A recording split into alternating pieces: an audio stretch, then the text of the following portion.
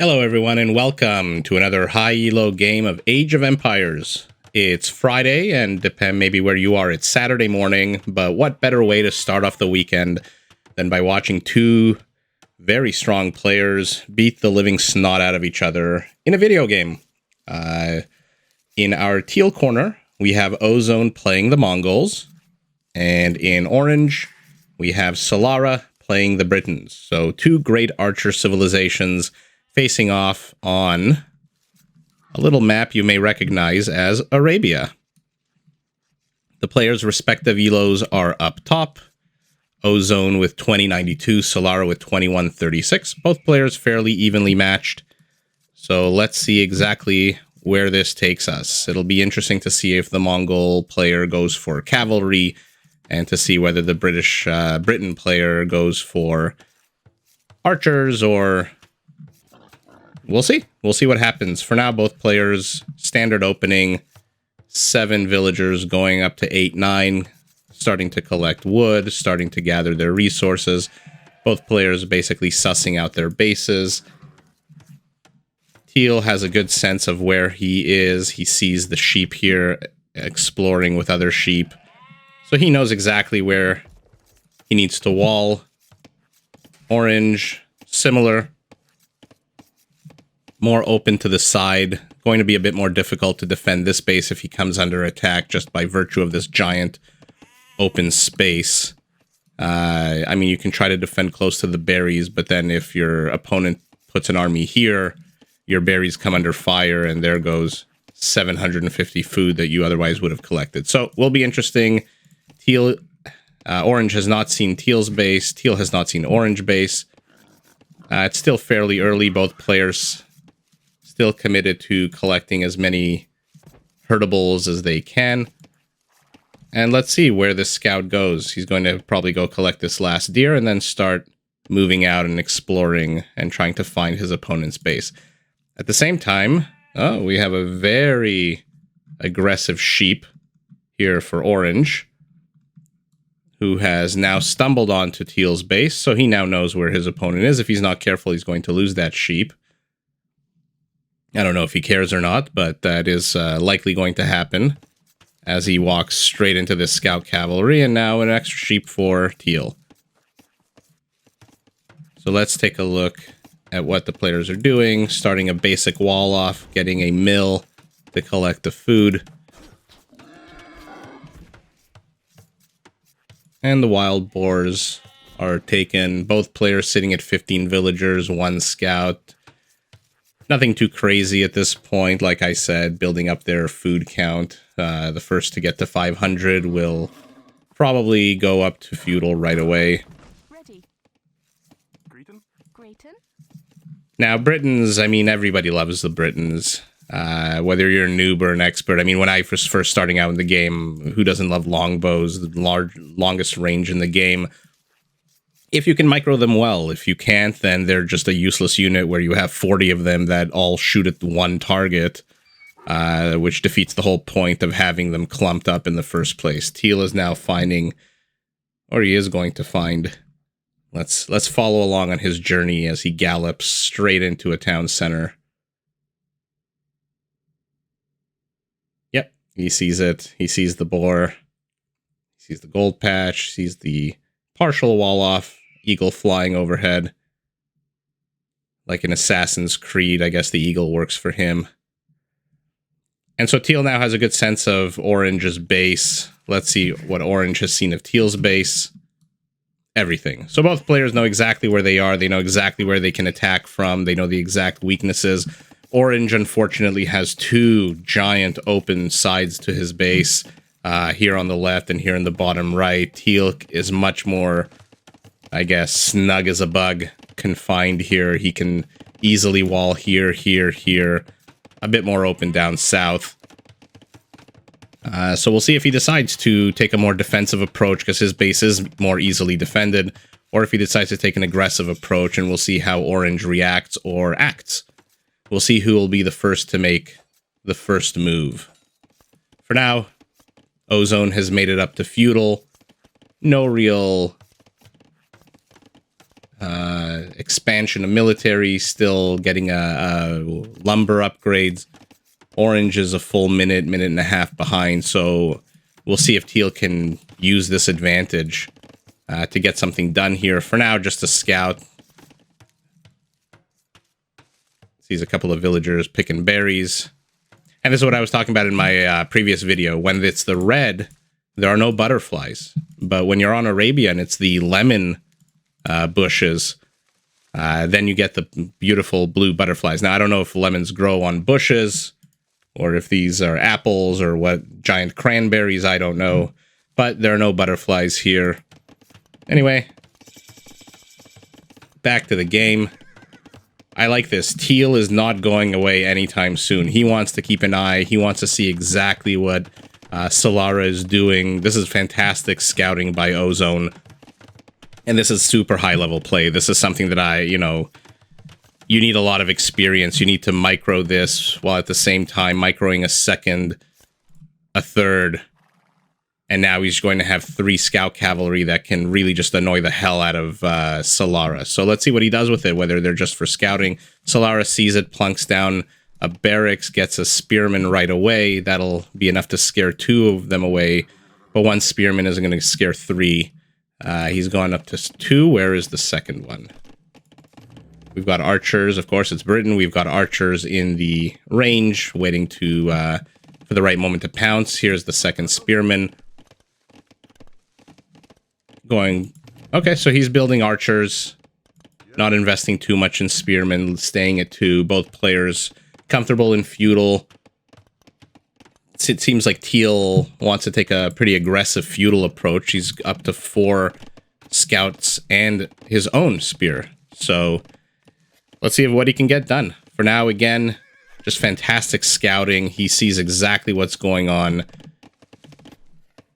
He knows exactly where the army is positioned. He knows there's a spearman near the mill. He knows there's no army here except the 1 spearman. I mean, he can attack this with, especially with 4 scouts. He can get rid of the spear fairly quickly. That was a bit of a bad micro, but no problem. Nobody died. Just took a bit of damage. Here comes a 5th scout, and now he's getting skirmishers. I don't know if he saw... He didn't see the flag on the archery range, so he just assumes that Britons are going to go for skirmishers, which is obviously the correct assumption here. What does he have behind it? He's at 27 villagers going up to 28. Oh, Solara is exactly the same. 27 villagers going up to 28. He's got fewer villagers on food. Ozone has no villagers on gold, no villagers on stone. So he's looking to pump out scout cavalry, skirmishers, and spearmen. These are units that are not gold intensive or gold at all. In the meantime, Solara has a number of gold units or units that require gold to produce, and so he has to have a much more balanced economy, whereas Ozone can just plunk down 18 on food, 11 on wood, and he'll just be able to keep producing these units that cost nothing. Orange getting a little worried probably, so he's gonna start walling off his base. Walled off here nicely, open at the top, open at the bottom. This is unfortunate. I think his base is a bit... He's disadvantaged by his base. And I think Ozone knows that and took perfect advantage of it by going scout cavalry first. That being said, if these scout cavalry can survive until Ozone makes it to... Oh, shoos them away. If these guys can survive until he makes it to castle and upgrades them to light cavalry, they go from 45 hit points. If he gets the right upgrades, they'll go up to, I think, 98. Oh, in the meantime, a couple of villagers. Nope, nobody dead. So far, for all the military that's on the field, we're looking at 13 and 13. There's been 1 kill this whole game. So, feudal military is just slow, mostly done for distraction purposes, or in this case, if, like I said, if these guys can survive another, probably, 5 or so minutes, and they get upgraded, they'll have double the HP. So much stronger attack will be much harder for Solara to handle. For now, Solara has boxed himself in here, which is great. He's protecting these villagers, but if he's not careful with these archers and these skirmishers come into play, this becomes a kill zone as opposed to a safe space for his lumberjacks, just because there's nowhere for them to run. If they try to escape left, right, here, these scout cavalry will just hunt them down. At the same time, we've got an archer being a pain in the ass at the bottom, taken care of quickly by 2 skirmishers. He's starting to mine gold, so he's looking to go up to castle probably in the next few minutes, because his army is not gold intensive, so it makes no sense for him to mine gold unless he wants to go up. 8 scout cavalry going up to 10 and 6 skirmishers against 4 spearmen. So army count here very much in favor of Ozone, but he has to be careful because 3 spearmen against 6 scouts, especially when 3 of them are very heavily damaged. Those scout cavalry will melt away. Now there's 4. He's restarting his archer production. And I like Ozone's movement. It's very fluid, very just constant pressure on Solara. Notice that Solara is not out on the map at all. He is at home. He is defending. He does not see anything. His archers that had a little peekaboo at Ozone's base were killed. And now he's stuck defending these super mobile units with these super immobile spearmen, 2 of whom are also basically on the verge of death. And here come 5 skirmishers to finish them off. 5 on gold isn't bad. But you see, yeah, Ozone, look at that. 700 food, 200 gold. He wants to go up to castle, and it's the fact that these 8 scouts survive. There he goes. He goes right up to castle. That being said, Solara is going to get there first. We'll see if he predicts that these are going to be upgraded to light cavalry. I predict they're going to get upgraded to light cavalry almost immediately. I don't think he's going to go for skirmisher upgrades. Unless he wants to... well, we'll see. We'll see. I don't want to put my foot in my mouth. We'll see if he can get rid of these. Okay, gets rid of them all. So at this point, I don't really see a point for Teal to get, you know, the skirmisher upgrades. If I was Ozone, and he's a much better player than me, I would focus on scout cavalry, upgrading them to light cavalry, immediately doubling their HP, increasing their attack, and he is getting forging, so he's looking for that melee. There we go, bloodlines. So an extra 20 HP. Behind this, he's building another stable, so he's going to go full cavalry, which is going to catch this Briton player off guard. He's got 8 archers going up to 10.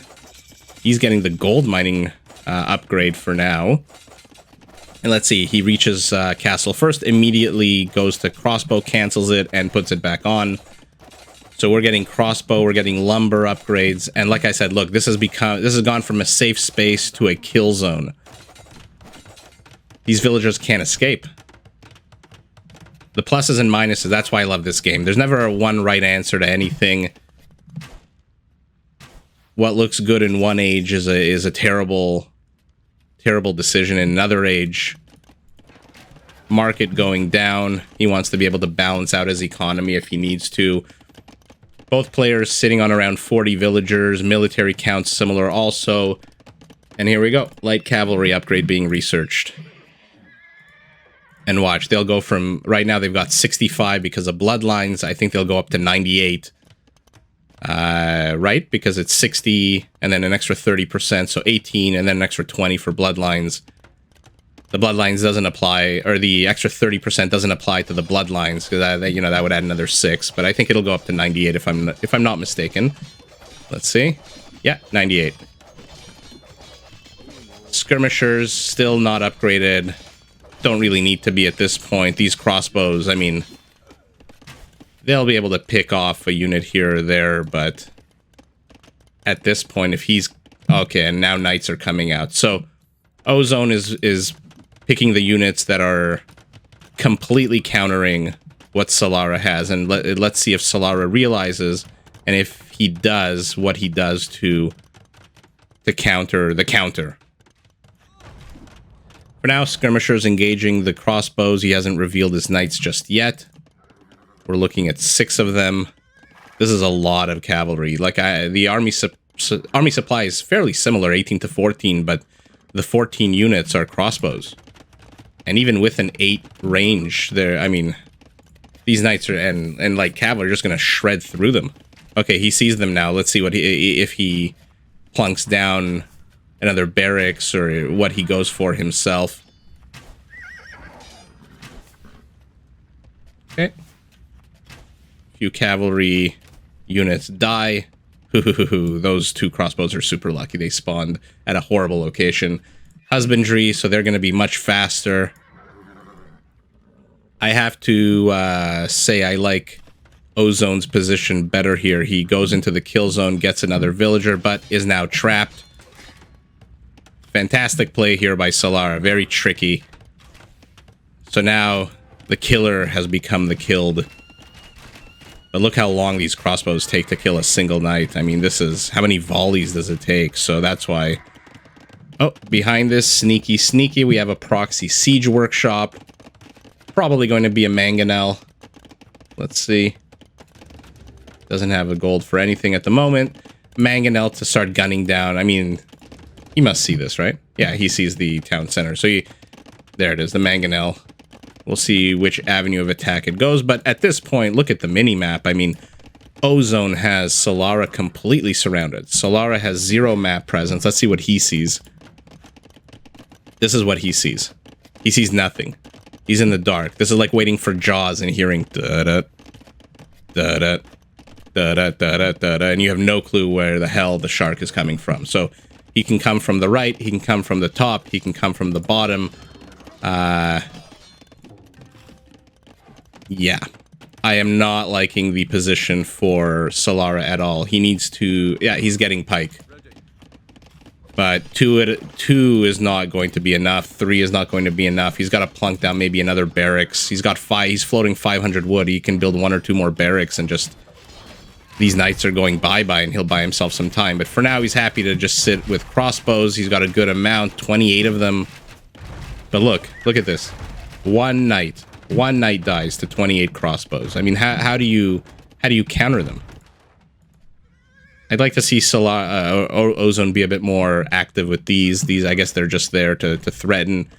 The pikemen have forgotten that they're there and have now been repositioned to the north. But this is where the 3 skirmishers are. Unupgraded, though, so not going to cause too much damage. And let's see what happens here. The pikes are engaging the cavalry. The cavalry at the bottom is killing everything. And now the cavalry from the right has come in as well. So this is a full-blown attack. Let's see what happens. 2 town centers firing. This is a kill zone. Jeez Louise. Why did Ozone enter this area? This is a bad decision by him. That being said, at the same time, these 2 mangonels are going to gun down this town center. Army count has been not reset, but greatly diminished for Ozone. Look at that, 26 to 16 now. The question is, 26 to 16, but okay, now how do you handle 3 mangonels? And where are they going? Why are they not going here?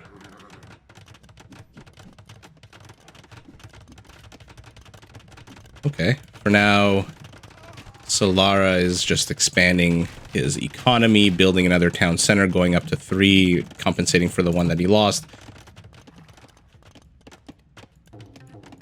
Okay, I think you've got enough houses. You're 90 out of 135. Maybe start mining some stone here, steal it from your opponent. Oh, sorry about that. And this is problematic now. I mean, the range, I think these outrange. So 8 range on a crossbow, 7 range on a mangonel, but you have to pick away at these and pray that there's no villagers to repair them, because, I mean, he can get rid of them. Look at that. One of them should go down, but here come 2 villagers. Oh, and a zoning volley. Oh, yeah, did not go down. Villagers are going to come in to repair. Teal is waiting a little bit to gather. I mean, this is a lot of knights, but 1, 2, 3 of them are basically dead. We've got 19 knights against 25 crossbows and 10 pikes. I mean, I like I gotta say, I like Orange's position here better. These 10 pikes. Oh, no upgrades, though. So I am reversing my opinion of literally a second ago. and saying that now I think teal's position is much better. Oh no, you can't engage into that. This is a problem now. So teal can push, teal can keep pushing and zoning, and there's nothing really that orange can do. He's got to pick the perfect moment to engage. His micro has to be perfect. These are 3 fully very healthy, as I say that. Every time I say something, the opposite happens. So for now, orange has defended quite well. We've got a couple of knights sneaking around back to maybe do a bad timing, bad placement. These knights are going to catch these villagers. That town center is not going up. I mean, don't even start it. Okay, he notices. Good. Always have your eyes on the mini-map, especially when you hear that sound of attack and you know that you've come under some kind of attack. Always keep an eye out. Oh no. Oh, they're in the kill zone. Go into your town center. Ah, too slow. Too slow. These 2 villagers, oh, this is, oh my god. Just flattened. Completely flattened. Okay, armies are building up. 41 to 32. Villager count for Ozone is significantly higher. He's 26 villagers ahead. Solara's got 30 idols, so he's essentially sitting at half of the productive villagers. And that is because of these mangonels. He's got to deal with them. He's got to go. Otherwise, this is the Age of Empires snowball effect. If you're idling half your villagers while your opponent is just continuing endless production, expanding, look at that, 5 town centers, you're just going to lose. And here we go. Who wins this? What do you think? If he can avoid those mangonel shots. Oh, here come the step lancers. I love the. Who doesn't love these units? Oh no, it looks like orange is out of cannon fodder here. His crossbows are gonna melt away. Yeah, this might be GG. I don't think he's got anything. He's building 7 pikes, but will Ozone even give him a chance to use them? The mangonels are not here, so he might actually stand a chance. No, I might be too optimistic here. Even with a town center full of units, I mean, look at this. What do you do here? Yeah, you need to invest a lot more in pikes. Okay, let's see if we can get this castle up. Probably not. Probably not. Okay, you can sneak a couple of villagers out here. Come on. Build it from the top. Build it from the top. Okay. I mean, it's a smart move by Orange. What can you really do here? You're looking at 5 army supply. You got unupgraded pikemen. Well, I guess a +1 defense pikeman, 0 attack upgrades against a... Sorry, I'm trying to click the knight. A +1, +2 cavalry. You've got 12 cavalry units ransacking your base. You've got not a single villager working. All of your villagers are idle. Yeah, you have no real choice here but to call GG. Great game. Endless pressure from Feudal by Ozone. Kept all of the scouts alive and transformed them into light cavalry, which gave him enough of a meat shield to produce the knights. Look at his economy. 116 villagers with no idols, by the way, to 0 active villagers from Solara. So a valiant effort by Solara. Unfortunately, he didn't get enough damage done. He didn't pick off enough cavalry units. I think the focus on the crossbows is what really hurt him. And, you know, if he had, instead of 10 pike, if he had 20 or 25, which he could have, he had the resources for it. He's got plenty of wood and food. It might have been a different story, but he needed to pick off the scout cavalry. If not the scout cavalry, then at least the mangonels earlier. And if not the mangonels, then the pike. He needed pike. That being said, he also was not out on the map. No harassment of teal. And, you know, when you give somebody, a player with an elo of over 2,000, basically carte blanche to do whatever they want with no harassment, this is what happens. They just swarm you. And so that's it's exactly what happened. Valiant defense, amazing offense, a great game. I always like seeing Britons and Mongols. Just the speed is fantastic, and the Briton longer range archery units are always fun to watch. So feel free to like the video, make any comments, let me know if I've said anything smart, stupid, funny, not funny, and subscribe. and I'll see everyone at in the next video.